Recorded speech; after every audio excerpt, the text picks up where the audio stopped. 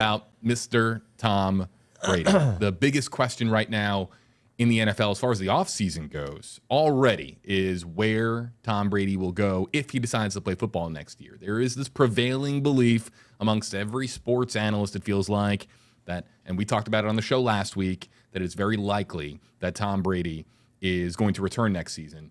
Few can imagine him sailing off into the sunset with this kind of a loss. So the question really is if he is going to come back, where is it going to be? What have the two of you heard over the last several days? And what's just kind of your gut feeling as the offseason is now officially here? Karen, why don't we start with you?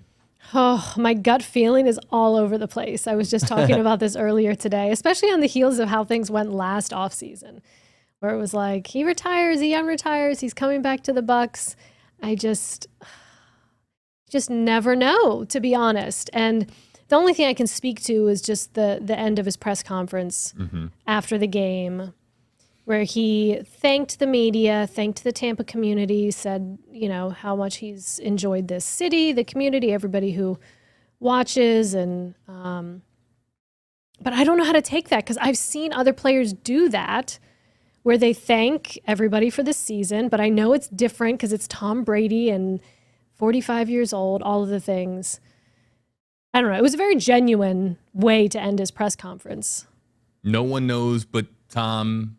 It sounded like a goodbye. Mind, right? Sounded like a goodbye, but then he didn't finish his sentence at the end, where he kind of left the door open, which was awesome. He said something in there that he talked through. He's like, obviously I'd like... He kind of let himself stop. He stopped himself. Yeah. I thought of it as like he was really being very selective with his words. Like he was trying to be very conscious of what he was saying, Dan. Well, he's calculated, as we know, but he has a lot to calculate right now. And obviously, I would presume and hope he's dealing with his personal life as we speak. But he understands that the end is near, and he's on borrowed time at this point. So if you have one season, maybe 2 seasons in you, obviously he wants to go somewhere where he can get over the hump, win the Super Bowl, somewhere where he's going to get his market value, where the salary cap is friendly enough to allow him to come in.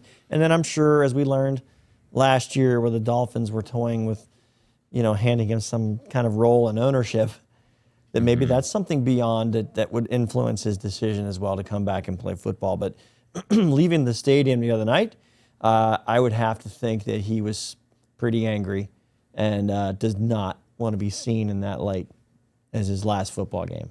I would have to say that a big motivator to think about, or at least give a serious consideration to return. Yeah, and that's what I was thinking too, is that, you don't want to end your career on a game that, wasn't your best. You wished it would have been better, wished it would have been a different outcome, made it further in the playoffs. Just thinking from like a competitive mindset, but I think somehow he winds up back with the Bucs. But when I sit there and look at it, and what I just said, he'll want to go to a contender. I think the Bucs are a contender next year, especially in the NFC South. But they are about to go through so many changes that I don't know what's going to be left and how you define contender after the roster changes. There's going to be not complete turnover. They're not scrapping this, but there's going to be some names that go away it's going to be uncomfortable. And there's some guys that they absolutely must keep who are making virtually no money, who need the money. And then you're just going to go from there. And as we've seen the past 2 years, Jason Light adds pieces during the summer, or in the case of Julio Jones, right before camp, to kind of seal this up, to make Brady have the best tools available. So there's a lot. That's part of the conversation, right, that I think Brady needs to have with Jason Light. Who can we bring back? What's Probably this the gonna look Glazers. like? I would say the Glazers should be involved. This should be an all hands on deck for all parties. And I also think last year he announced his retirement on February 1st, right before the Super Bowl.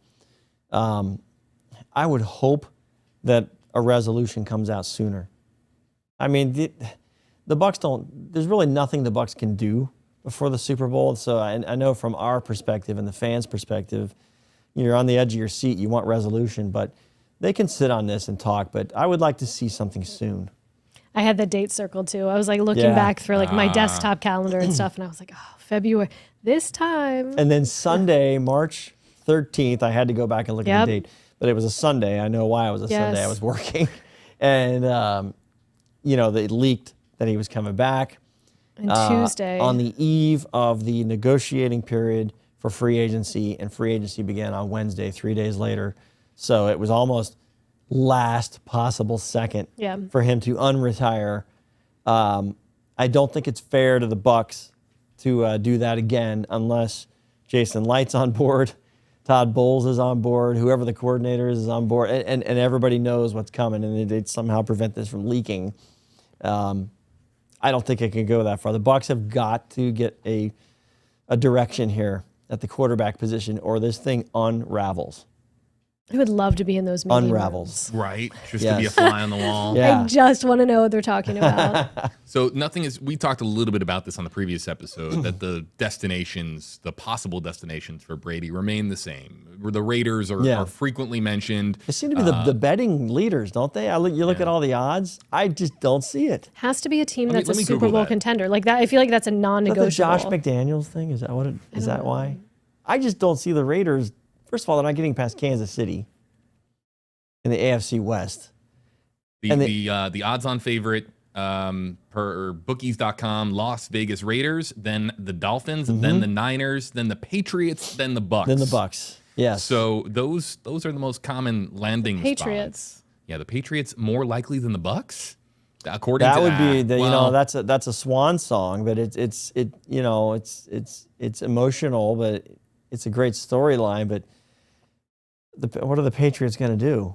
Win 12 games? I feel like if we're looking at that list, and when we had to pick, I'd say he comes back to the Bucs. Okay. Of those ones, I like both of you guys. I think the Bucs make the most sense, JB. If the money fits,